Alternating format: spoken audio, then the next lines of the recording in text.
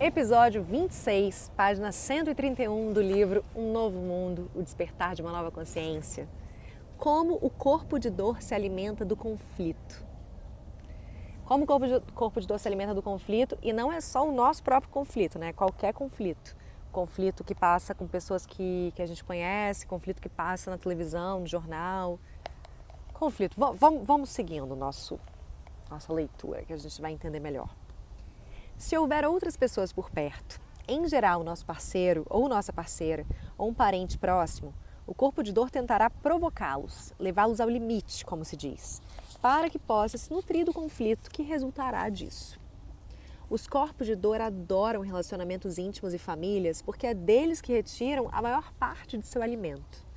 É difícil resistirmos ao corpo de dor de alguém que esteja determinado a suscitar uma reação da nossa parte.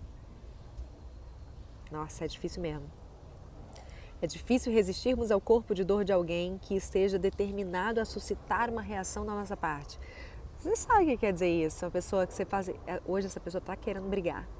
E a pessoa vem o tempo inteiro, qualquer coisa vai implicar, qualquer coisa vai responder. Você fala assim, meu Deus do céu, será que eu vou conseguir ter paciência para não entrar? É o corpo de dor da pessoa. Ó que interessante, prazer, corpo de dor.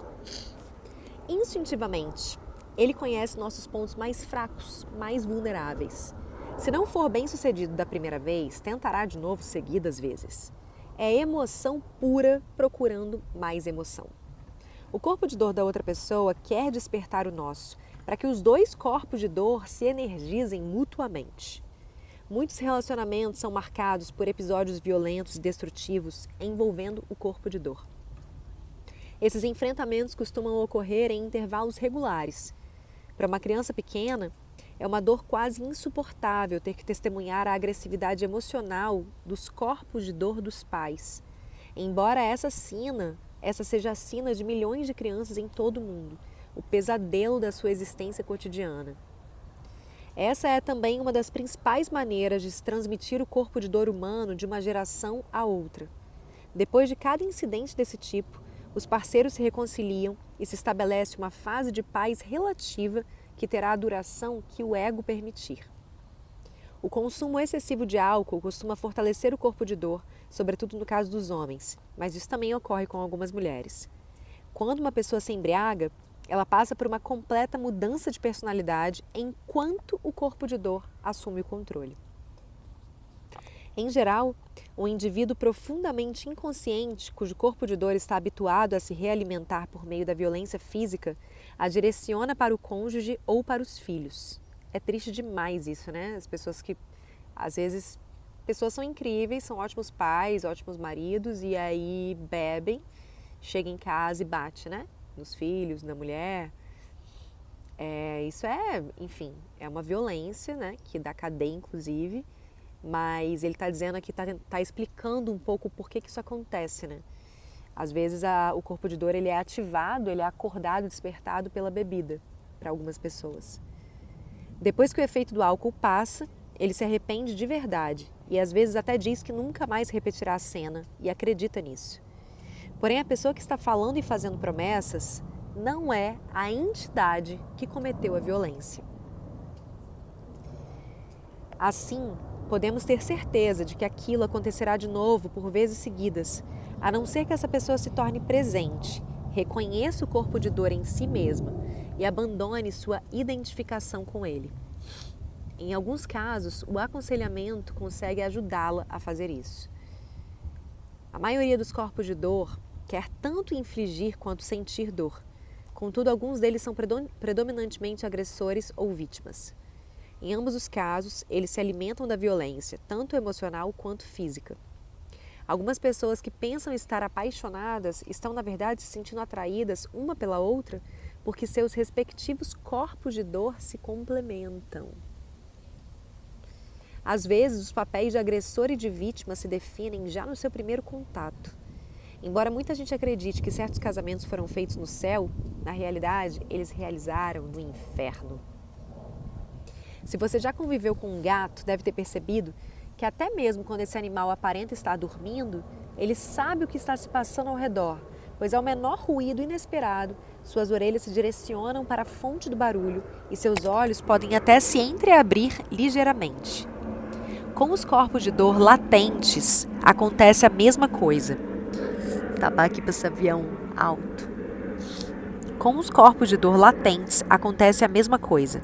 Em algum nível, eles ainda estão despertos, prontos para entrar em ação quando um estímulo adequado se apresenta. Nos relacionamentos íntimos, os corpos de dor costumam ser espertos o bastante para permanecer discretos até que as duas pessoas comecem a conviver juntas. Me lembrei de uma situação aqui. Nos relacionamentos íntimos, os corpos de dor costumam ser espertos o bastante para permanecer discretos até que as duas pessoas comecem a viver juntas e, de preferência, assinem um contrato comprometendo-se a ficar unidas pelo resto da vida. Nós não nos casamos apenas com uma mulher ou com um homem. Também nos casamos com o corpo de dor dessa pessoa. Pode ser um verdadeiro choque quando, talvez não muito tempo depois de começarmos a viver sob o mesmo teto ou após a lua de mel, vemos que nosso parceiro ou nossa parceira está exibindo uma personalidade totalmente diferente. Sua voz se torna mais áspera ou aguda quando nos acusa, nos culpa ou grita conosco, em geral por uma questão de menor importância. Há casos também em que essa pessoa passa a ficar retraída. O que há de errado? Perguntamos. Não há nada de errado, ela responde. Mas a energia intensamente hostil que ela transmite está dizendo, está tudo errado. Quando olhamos para ela, vemos que já não há luz nos seus olhos. É como se um pesado véu tivesse descido, e o ser que conhecemos e amamos e que antes era capaz de brilhar sobrepondo-se ao ego, agora está inteiramente obscurecido. Parece que estamos diante de um verdadeiro estranho, cujos olhos mostram apenas rancor, hostilidade, amargura ou raiva.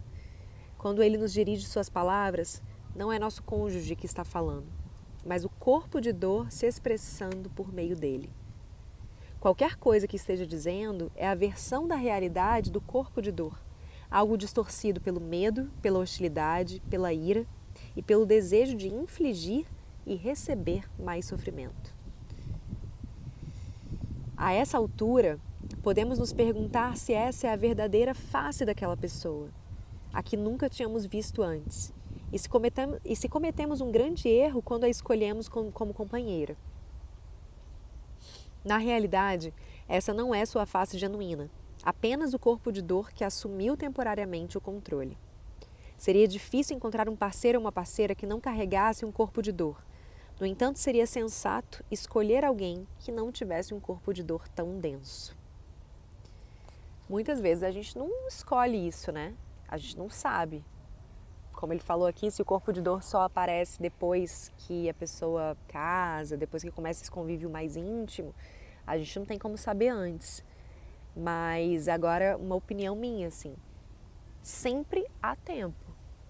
Nada é para sempre caso a gente não queira estar nessa situação. A gente está numa situação até quando ela faz bem pra gente, até quando a gente quer estar ali.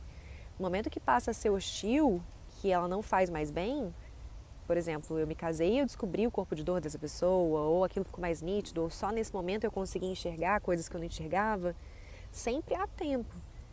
Eu me direciono para o que me faz feliz, para onde eu percebo que vai me levar para a vida que eu quero viver. Se algo está desalinhado com isso, é minha responsabilidade me tirar dessa situação. Seguimos. Corpos de dor densos. Algumas pessoas carregam corpos de dor e rapidinho, só complementando isso que eu acabei de falar, eu gravei um vídeo hoje até mais cedo chamado E Se Acabar? Eu vou colocar ele aqui no YouTube também. Porque muitas vezes a gente tem a sensação de que, meu Deus, como é que eu vou sair dessa situação? Já era, acabou agora para o resto da vida. Isso no exemplo de um casamento, mas vale para qualquer situação que esteja infligindo dor para a gente, que não esteja, né, trazendo felicidade. E a gente acha que o mundo vai acabar, que a nossa vida vai acabar se a gente acabar com aquela situação. Só que não. Sempre dá para recomeçar. Sempre tem um momento seguinte, algo que vem depois daquilo ali, que pode surpreender a gente, porque a gente não tem como saber o que vem. Só vivendo. O caminho se mostra no meio do caminho. Só percorrendo o caminho a gente vai saber, né? O que vem aí. E a vida, o universo, recompensa a gente quando a gente é corajoso, quando a gente toma atos de coragem, quando a gente age em prol da nossa própria existência, da nossa felicidade. Então sempre vale a pena a gente redirecionar a nossa vida para a nossa felicidade, buscando isso. Não era nem para ter falado isso tudo, mas sei lá, né? Acho que é importante. Então vamos lá. Algumas pessoas carregam corpos de dor tão densos que nunca se encontram completamente adormecidos. Elas podem estar sorrindo e mantendo uma conversa educada, mas não é preciso ser paranormal para sentir o caldeirão fervente de emoções infelizes que elas mantêm em segundo plano, esperando pelo próximo acontecimento para reagir, pela próxima pessoa para culpar ou confrontar, pela próxima coisa que as deixará tristes. Seu corpo de dor nunca se satisfaz, está sempre faminto. Ele aumenta a necessidade de inimigos que é cultivada pelo ego. Ele aumenta a necessidade de inimigos que é cultivada pelo ego. O ego tem necessidade de inimigos e o corpo de dor aumenta essa necessidade. Com sua atitude reativa, elas lidam com questões quase insignificantes de modo explosivo. Olha isso, com sua atitude reativa, elas lidam com questões quase insignificantes de modo explosivo, numa tentativa de atrair outras pessoas para seu próprio conflito, fazendo-as reagir. Algumas delas se envolvem em batalhas longas e sem sentido, ou em casos judiciais com organizações ou indivíduos. Outras são consumidas por um rancor obsessivo em relação ao ex-cônjuge ou parceiro. Inconscientes da dor que carregam dentro de si, elas a projetam, com sua reação, nos acontecimentos e nas situações. Dada a sua completa falta de autoconsciência, essas pessoas não conseguem perceber a diferença entre o fato e sua reação a ele. O fato tem um tamanho, a reação tem um tamanho 5 vezes maior. Para elas, a infelicidade e até mesmo a própria dor estão no acontecimento ou na situação. Como não estão conscientes de seu estado interior, nem sequer sabem que estão profundamente infelizes, que estão sofrendo. Às vezes, pessoas com corpos de dor desse tipo se tornam ativistas que lutam por uma causa. O lema que defendem pode ter de fato seu valor, e elas a princípio podem até ser bem-sucedidas na execução das coisas. No entanto, a energia negativa que flui do que elas dizem e fazem, bem como sua inconsciente necessidade de criar inimigos e conflitos, tende a produzir uma oposição crescente à sua causa. Essas pessoas também costumam fazer desafetos dentro da própria organização, porque não importa onde estejam, descobrem motivos para se sentir mal. Assim, seu corpo de dor continua a encontrar exatamente o que está procurando. Funciona como um vício mesmo. O entretenimento, a mídia e o corpo de dor. Se você não tivesse familiaridade com nossa civilização contemporânea, caso tivesse acabado de chegar de outra época ou de outro planeta, uma das coisas que mais o impressionariam seria constatar que milhões de pessoas adoram ver seres humanos matar e infligir dor uns aos outros e chamam isso de entretenimento, e que pagam para ter essa diversão. Por que os filmes violentos atraem um público tão grande? Existe toda uma indústria envolvida nessa questão, e uma boa parte dela alimenta o vício humano da infelicidade. Bom, se elas alimentarem o vício delas apenas vendo filmes, está ótimo, né? Obviamente, as pessoas assistem a essas produções porque querem se sentir mal. Enfim, a opinião dele, né, gente? O que há nos indivíduos que adoram se sentir mal e dizer que isso é bom? O corpo de dor, é claro. Há uma participação considerável da indústria do entretenimento nesse processo. Portanto, além da atitude reativa, do pensamento negativo e do conflito pessoal, o corpo de dor também usa a tela do cinema e da televisão para se renovar por meio deles. Corpo de dor escrevem e produzem esses filmes e corpo de dor escrevem e produzem esses filmes e corpos de dor pagam para vê-los. Isso dialoga com aquilo que ele falou, que os corpos de dor se alimentam de outros corpos de dor. Às vezes, duas pessoas que se relacionam dentro de uma relação que tem muito conflito são os corpos de dor dessas duas pessoas se relacionando. E ele está falando da mesma coisa no caso da indústria do entretenimento. Tem muitos programas de televisão que é corpo de dor puro, né? Aqueles que passam de tarde, em certos canais, de tarde ou de noite também, né? Que é só conflito de família e aquela gritaria, aquela loucura, que muitas vezes nem é verdade, né? É uma simulação. Isso é corpo de dor puro. É feito por corpo de dor e consumido por corpo de dor. Inevitável, né?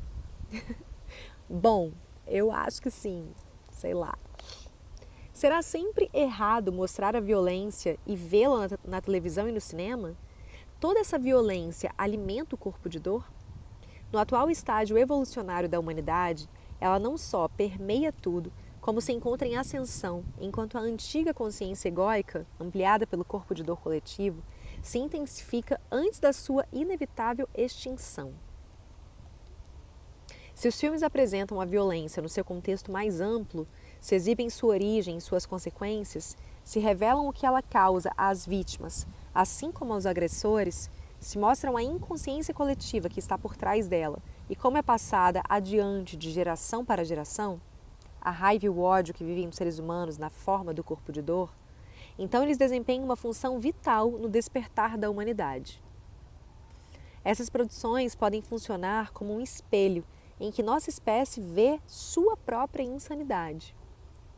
Muitos filmes trazem isso, né? Trazem esse aspecto de violência e tal, justamente para a gente poder se reconhecer ali.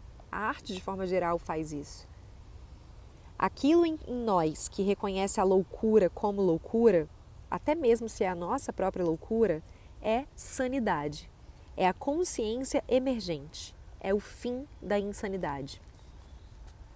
Esses filmes de fato existem e não nutrem o corpo de dor. Alguns dos melhores filmes contra a guerra são os que mostram a realidade, ele falando, e não uma versão glamurosa dos conflitos. O corpo de dor só consegue se alimentar daquelas produções em que a violência é retratada como um comportamento humano normal, ou até mesmo desejável, e daquelas que a glorificam com o único propósito de gerar emoção negativa no espectador e, assim, se tornar um remédio para o corpo de dor viciado em sofrimento. Um remédio para o corpo de dor viciado em sofrimento. Um remédio ou droga, né? Se a gente está falando de vício. Basicamente, os jornais populares não vendem notícias, mas emoções negativas, alimentos para o corpo de dor. Atrocidade ou carnificina destaca o título em letras garrafais. Essas publicações se superam neste terreno. Sabem que as emoções negativas vendem muito mais exemplares do que as notícias. Existe uma tendência nos veículos de informação em geral, incluindo a televisão, de exacerbar os fatos negativos. Quanto mais as coisas pioram, mais exaltados se mostram os apresentadores, e a agitação negativa costuma ser produzida pela própria mídia. É o que vende, né? Os corpos de dor simplesmente a adoram. Muito obrigada pela companhia. Até amanhã.